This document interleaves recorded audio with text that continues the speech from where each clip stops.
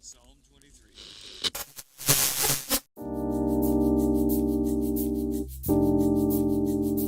Hey everyone, welcome to the Recruitment Show. We are talking about all of the major topics that people are discussing right now. Everything recruiting, future of work, and everything in between. I've got guests from all over the world to come and share their perspective and their thoughts and feelings and all of that stuff on these key topics. It might not be politically correct. It might not be what you want to hear, but it's people's perspectives, and it's important to hear people's perspectives. I love storytelling, and I think one story can illuminate a million more and really increase our understanding of these topics. So sit back, whether you're watching live or after, grab a drink, take a seat, and enjoy.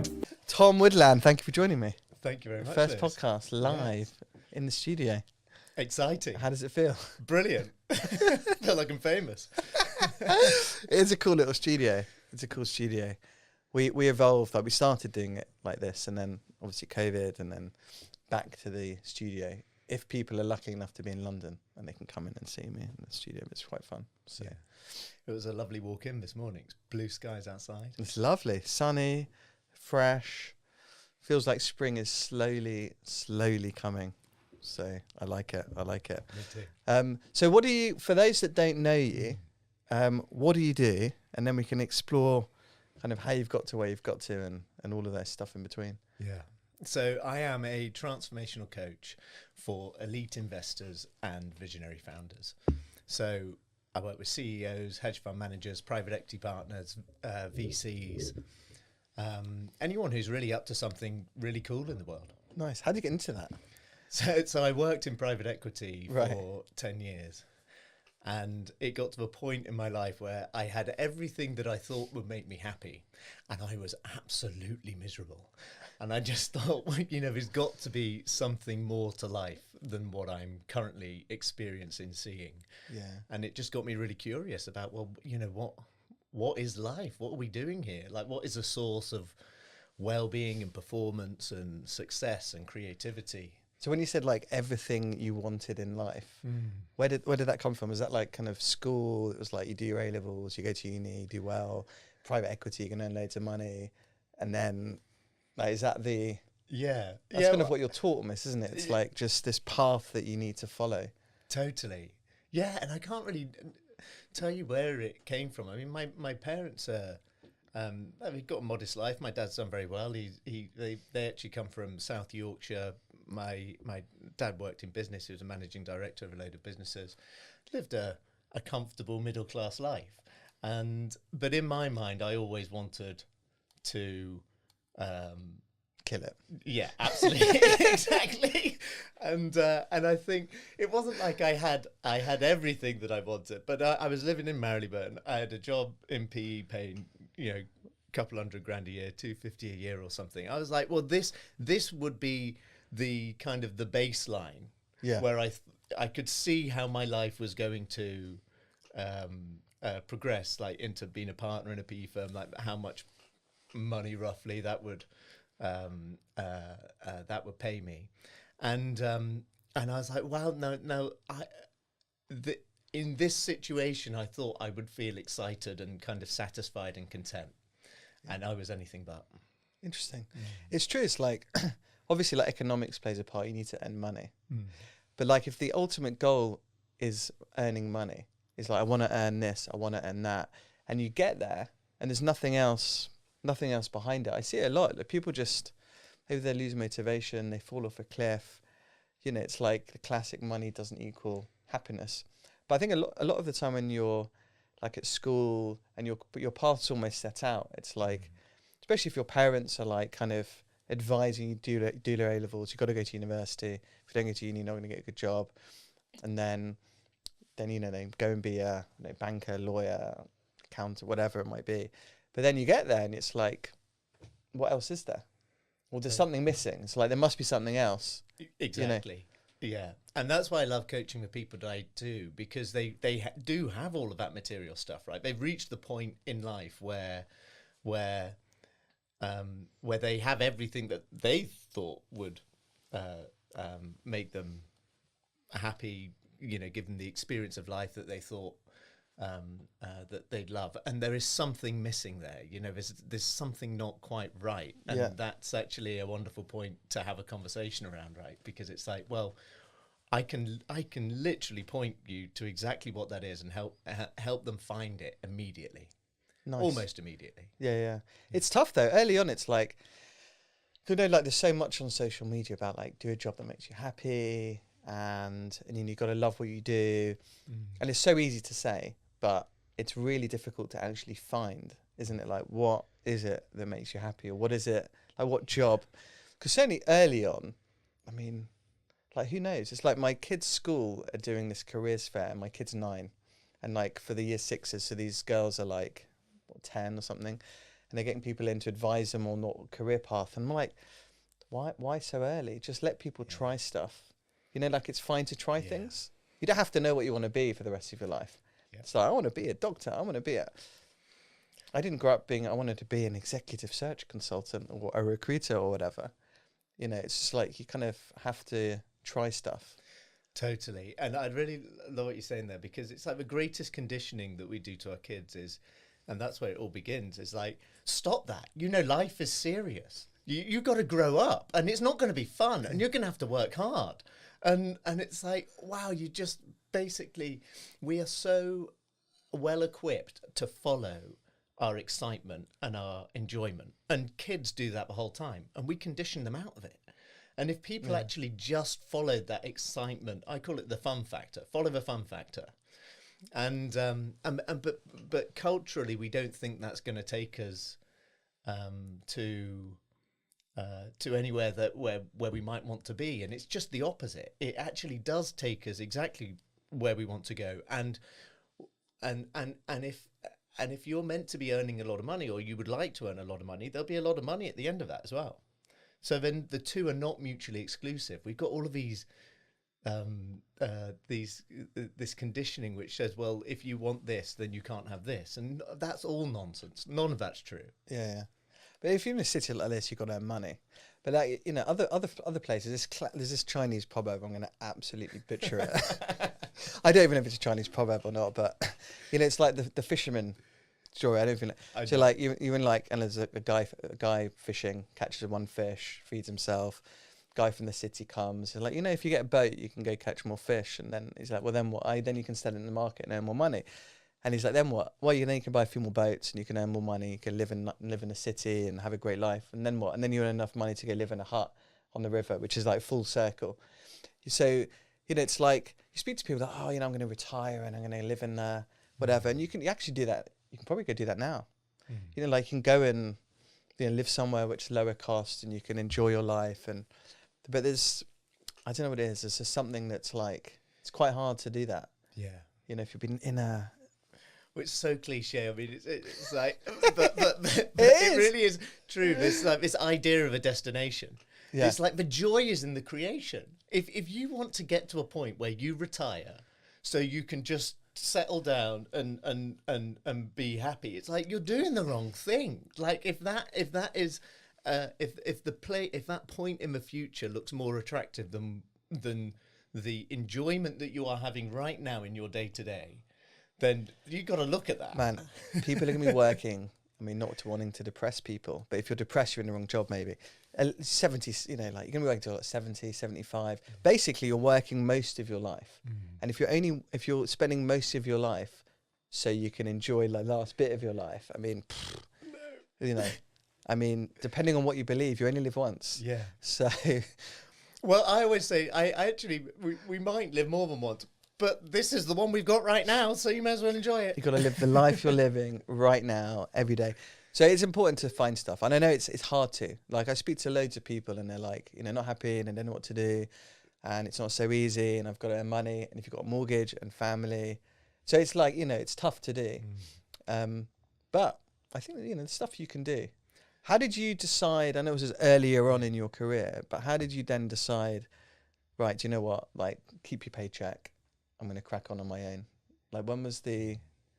Yeah, so, I mean, so let's rewind a little bit. I went to London Business School, and the reason why I went there actually was because I was friends throughout university and through my 20s with a lot of very kind of wealthy, you might call them trust fund babies, or but they didn't really need to work so much, and they partied a lot, and I was part of that crowd. So I was kind of one of the few who would actually have to go into a serious job in the morning, and and so I was kind of like outwardly looking at this point in my life, and I was like, well, the reason why I'm doing this is because of the people who I'm hanging around with. So I was like, well, I'm going to go to business school, and then I'll make some new friends who are a little bit more kind of like career minded, or not partying so much.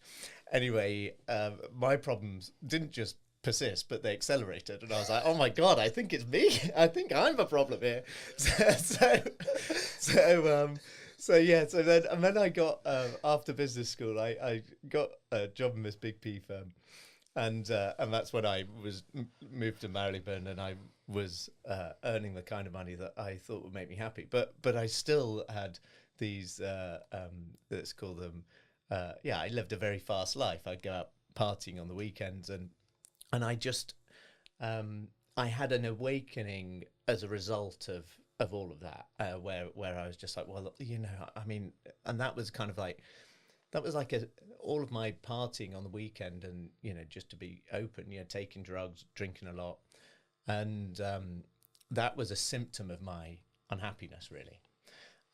So one morning before work, it just hit me like a ton of bricks that, wow, the fundamental premise by which I'm living my life is a myth, and that's that something outside of me can make me happy. Yeah. So that was kind of 6 years ago, right? And then so I stayed in private equity for a couple of years, but from that moment 6 years ago, I kind of knew that you just needed to change. Yeah, I was looking for something different, and I was waiting for the opportunity to arrive where I knew what that was. Right. And then as I talked more and more about what I was experiencing, what I was reading, the way I was seeing life, people would just say to me, oh, you should be a coach. And I was like, cool, what's a coach? So eventually... so who were you speaking to? With like people, like professional folks, you were just kind of asking their advice? I'm not happy, I want to change. What do you think? Like, did you... At the time, it was just people in my office, or like when I went spinning, I just talk to people. And the things that I was talking about were interesting to people. And they were saying, you're very coach-like. Nice. Yeah. So it's just like a bit of feedback from the universe, I suppose you could say. Yeah. And then what, you just went in and was like, I'm out. Yeah, it got to a point with work actually where it was obvious that I was not in it. My heart wasn't in it. Yeah. And we had a conversation around that, and they said, well, would you like to leave? And maybe we can soften that a little bit for you. Nice. And I was like, well, this is just the perfect opportunity to do it then. Yeah. And then you straight into coaching. Yeah, immediately. Wow. Yeah, and loved it. And really, the whole reason why I went into coaching was because I knew that the way I'd been around the private equity firm that I was in for the last couple of years, I can remember I knew the time was up when one of the partners said to me,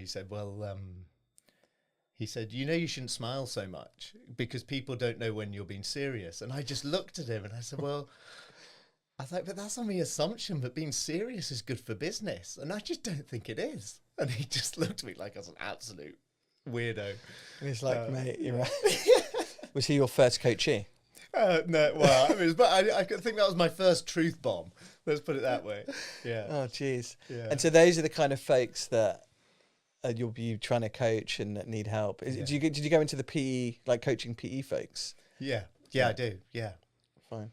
Yeah, but only where there's a resonance there, right? Yeah. I will never, I imagine that a lot of people in PE or hedge funds I might be their worst nightmare.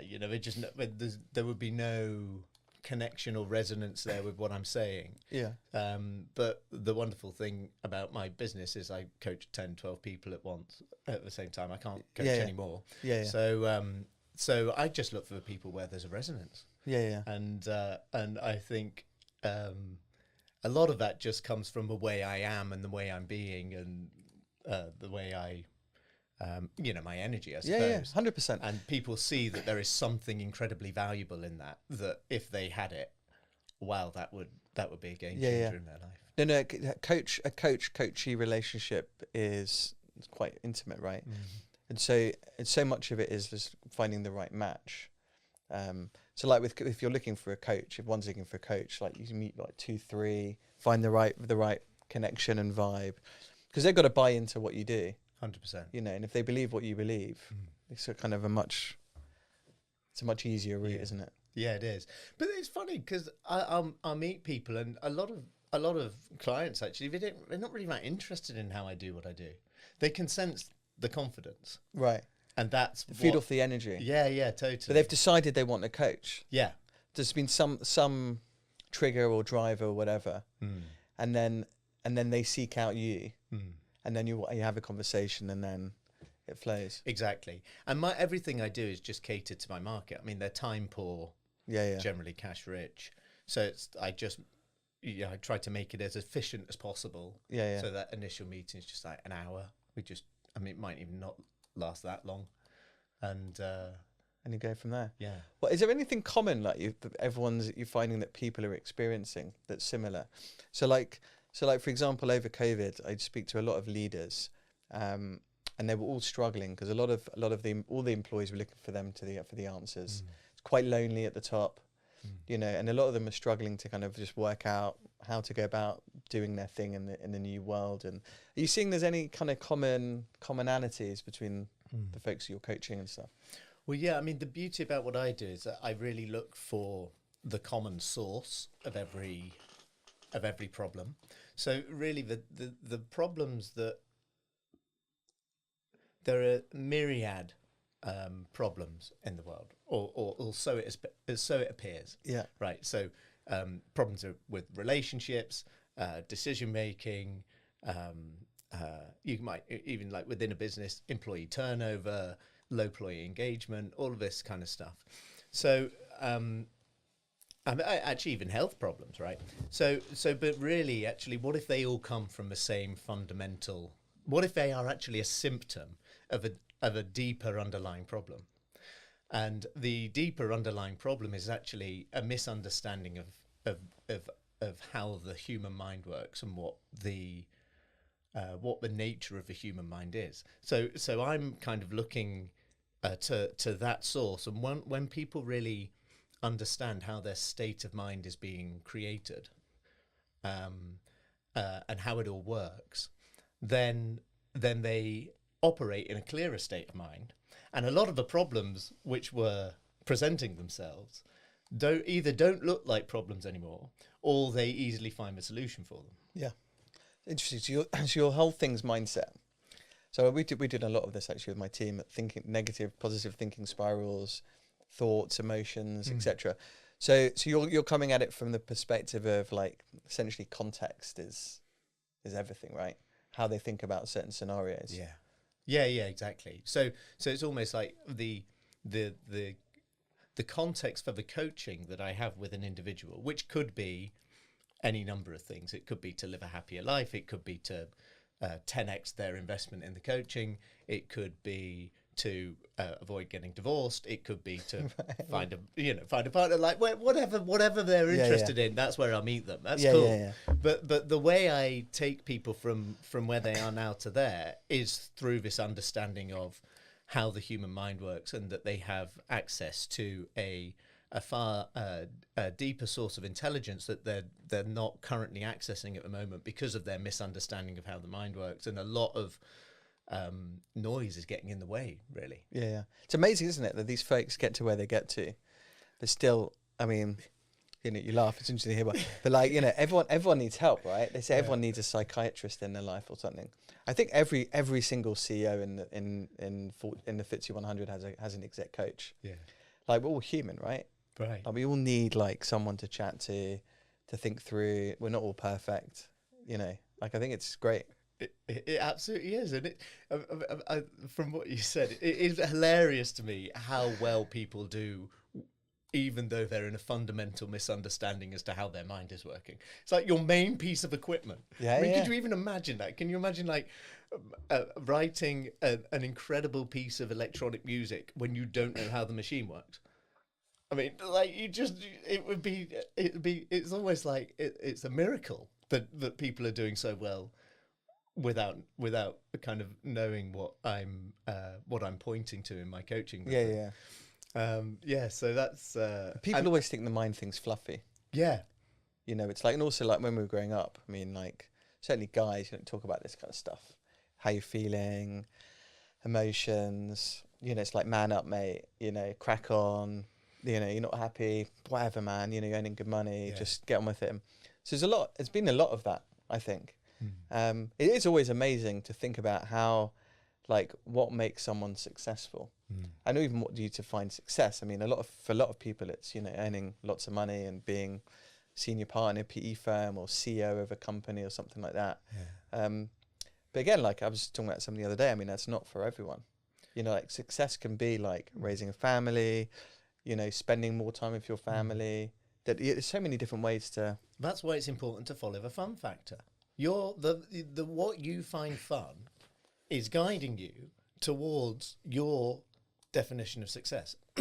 It can't be doing anything else because you put your definition of like subconsciously you're holding your definition of success, right?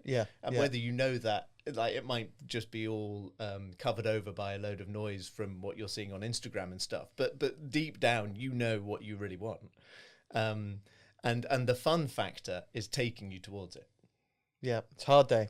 I go through school gates and I call them career parents. You have them all over the place. Like they were pushed into like, want the kid to go to the best private school. They've got to get the best grades. And then like they become the same. Like their parents are doing it to them. You see it all over and they're pushing them, and then these kids are going to be the same. And it's like, it's just this like circle. It's like, what holiday have you gone on? Kids party, where they had it.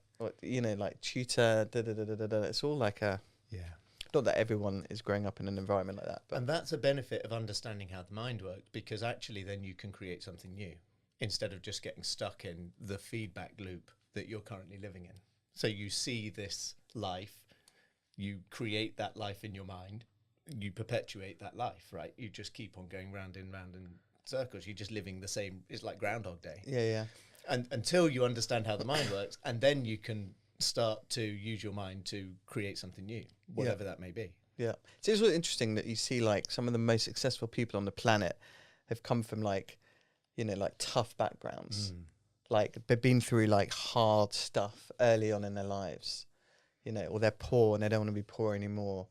They want to better their life, that I always find that really interesting. You see a lot of like your old friends, I hope they're not listening, with like trust funds or whatever. I mean, again, this is a generalization, but where's the motivation and stuff? Totally. You see a lot just don't do anything. They're not productive in life, not creating stuff, and so I find that I do find that interesting. And I think there's something there, because it's like, well, people who do come from these impoverished backgrounds and then make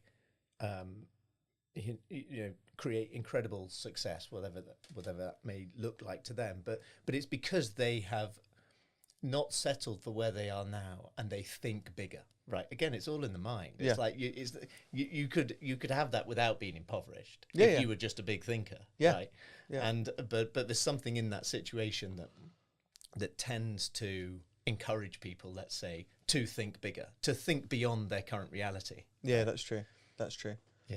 No, I like that. It's finding that motivation is difficult, I think, for a lot of people. No, I love that. So what have you got out of your coaching personally? So like you made your transition from private equity. Now you're coaching all these folks to do great in life.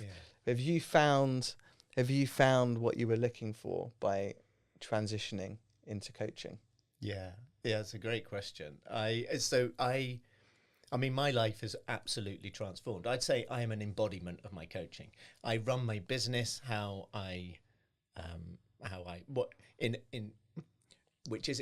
the way I run my business is in harmony with what I'm pointing to with my clients. Right. So it's about ease and enjoyment and a certain amount of effortlessness. There's action there, but it's inspired and feels great. So I had this dream business that, I mean, I never even knew that you could have a business like this. I mean, it's just So what were you such a joy. expecting? What were you expecting? I suppose, I don't know, a bit of a grind, I suppose. I mean, I come from private equity. That's what I was used to. So I was like, I thought I'd be, having to do lots of Business marketing. development, Yeah, it's all of the crack on stuff that I didn't really want to do. All of the business development stuff, all of the phoning people to sell my product and this and that and the other. And and for a certain amount of time, I did, until it didn't make sense for me to do that any longer.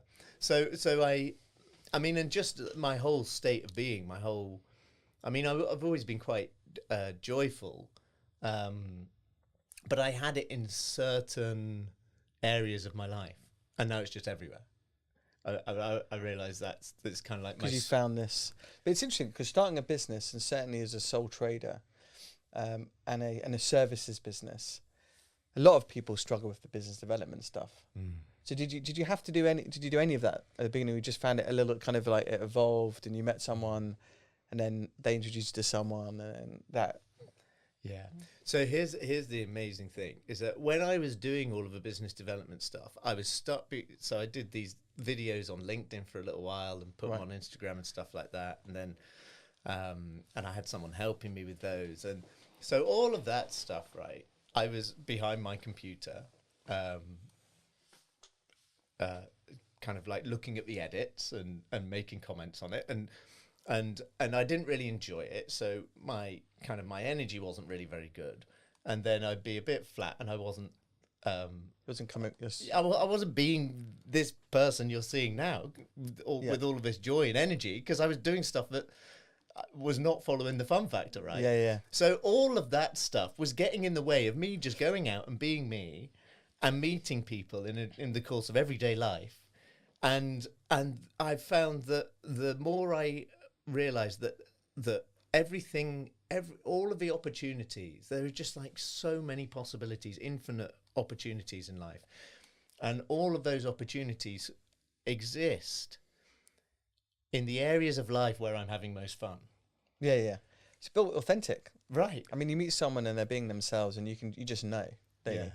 You just know. Absolutely. You just feel it. But there's so much sales stuff going on. It's like LinkedIn in messages, like just sales emails, like so tiring, man. Phone calls. It's like exactly. And then this is the conditioning that we're up against. No, you need to do this marketing. You need to, it's like that conditioning that I said to our that we do to our kid. But we're told that you need to. Everything, like from, you need to eat this way, you need to not eat after this time, you need to do all of this marketing, you need to do your LinkedIn messages, you need to, and it's like, yeah, great if that's what you really enjoy, but I doubt you do. You got to find. I love doing my videos, but you got to find something you enjoy, because then again you can see if someone's enjoying it or not. Yeah, it's like doing a podcast like this. Like the minute you get the headphones on and the mic in front of you and you've got cameras and stuff, some people are just like, oh my God, they're not themselves, and it's quite hard. Others just, it's fun, and you can just feel it. Yeah. But I think interesting, like the message is like, just if you're building a business and stuff, like there's a lot of things you have to do. I mean, you have to make a sale, but how you make the sale, you can do that in a bunch of different ways. That can be authentic and natural and organic, and by meeting folks. Or you can go like hardcore, like email drip campaign, sales stuff. I get so much constant. I got this person that like sales email. Fifth one, it's like, you're so rude. Can't believe you haven't got back to me. Like, I don't even know you. Yeah, I haven't even responded to you. So there's a lot of like, there's a lot of like people telling people how they should do stuff. But I think the great thing that I'm getting from you is like you've just done it your way. But through a lot of trial and error and more error. Right. Which is the way to do it. Yeah, exactly. So I've tried all of the different ways. I've tried the strategy, I've tried the, and the more I just relax and go and live my life. I find that I have these amazing ideas when I'm just not even looking for them. And those are the ideas that, well, and then in order not to act on those ideas, it would be difficult. I would have to stop myself from acting on those ideas. So I'm just waiting to be inspired. Yeah. And then when I'm inspired, I just go for it. Yeah. So it's good, but the hardest thing is going for it. Yeah. It's like what you did of quitting your job and starting on your own. That's hard. I did the same thing, right? Jumping off the cliff, so to speak. Initially, it's hard. And a lot of people, when I did it, they were like, oh, it's really risky. What happens if it doesn't work out? You're doing really well. Like, what if? And I think like in England, it's a bit embarrassing to fail. It feels like, like people are just all a little, really, you're gonna, like most businesses fail in year one. Most businesses fail in year two, and then you can make it to year three. Business fail. Just get this constant thing. I spoke to my family in America, and they were like, "What's the worst that can happen?" Yeah. And you're like get another job. Yeah. And suddenly it's like, actually, it's way less risky to do. Certainly now, you've seen companies cut people. Like financial crisis, COVID. Now, there's no such thing as job security, pretty much. So, you've got to like do stuff, Yeah.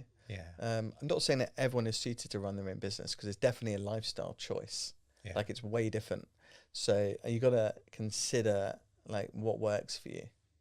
But, if there's this thing like, you really want to grow your own business, or you want to do your own thing on your own, or, it's I think it's about like being aware enough that like, what is it that makes you happy, or where your strengths lie, whether it's like you're the CEO, the founder, or you want to work in a small team, or maybe you're really happy in a big firm.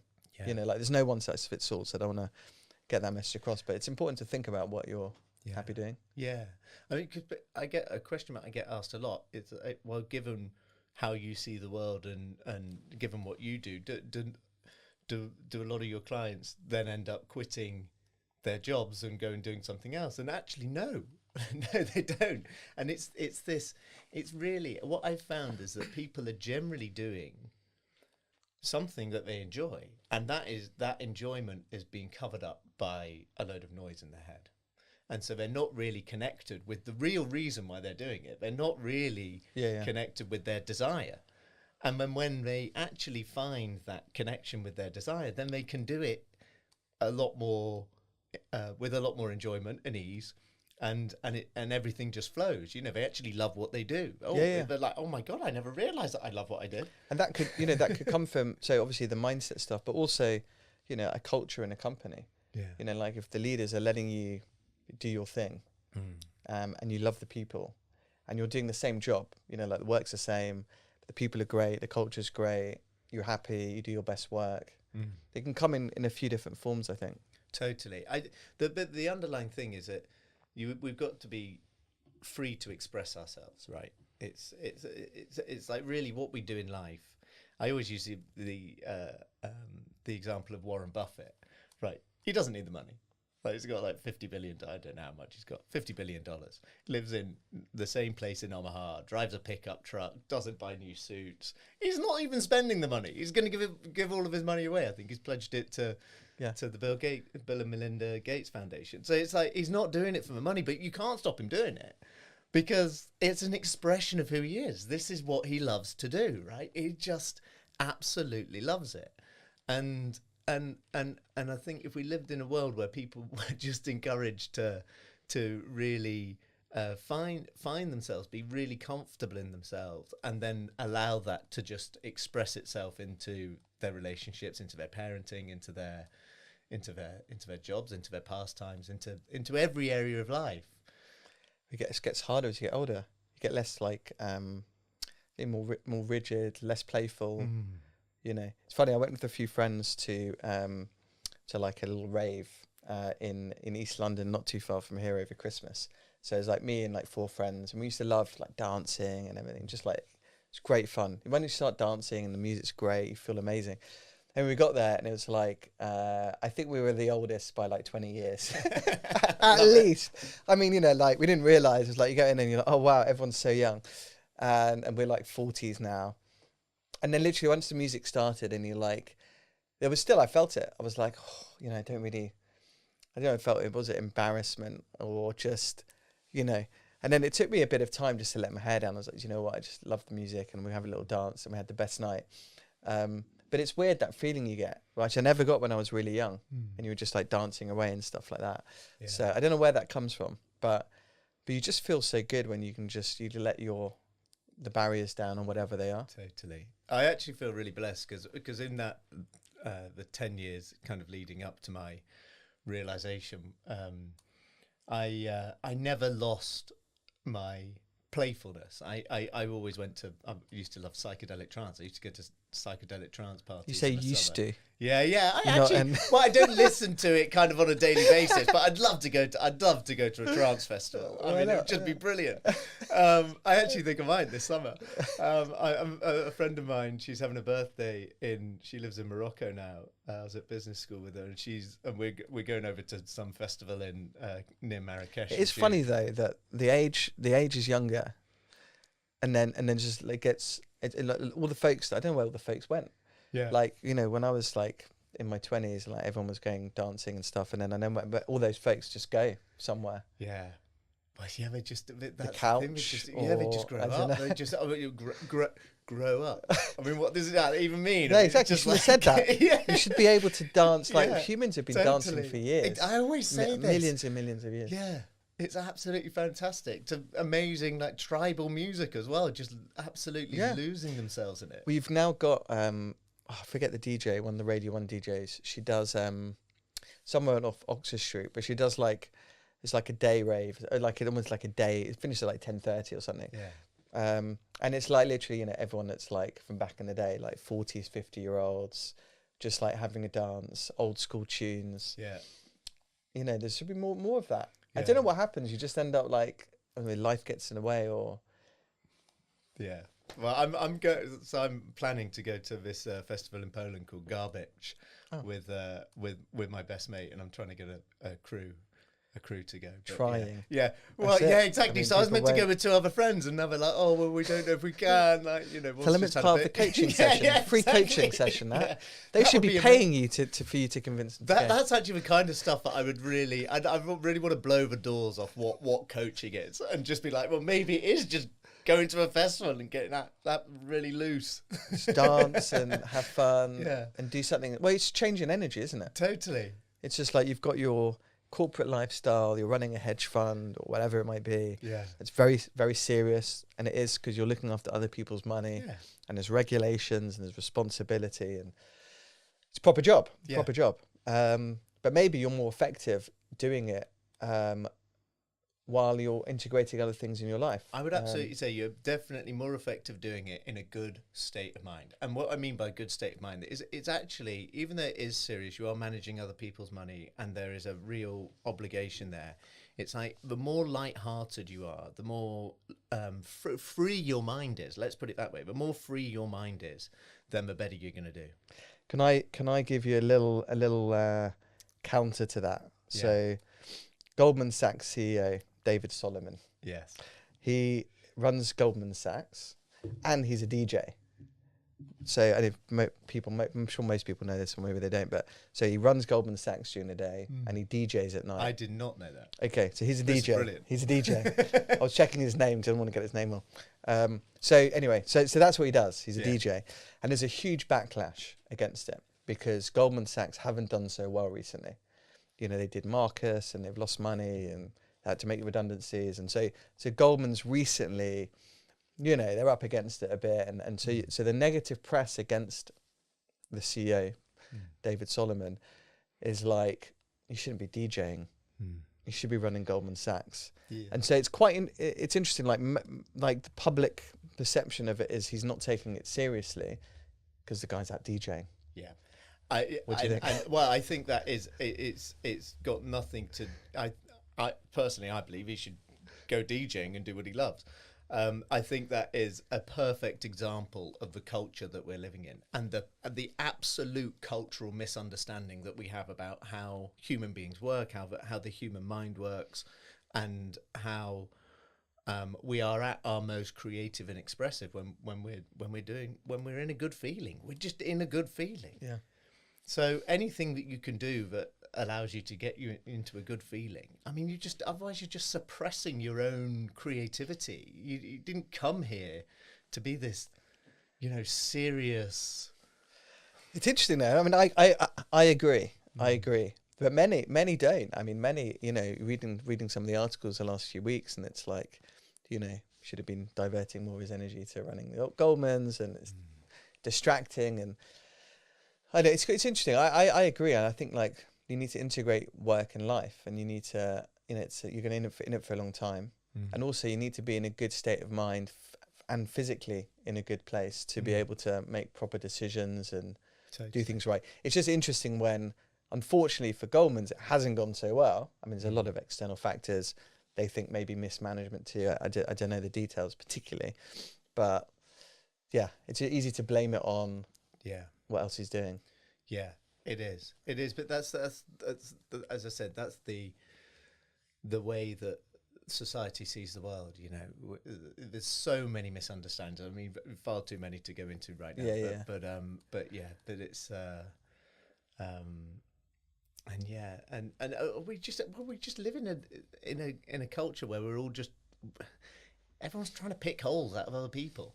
Just you do you. Yeah, I agree. I mean, the world is so polarized, firstly.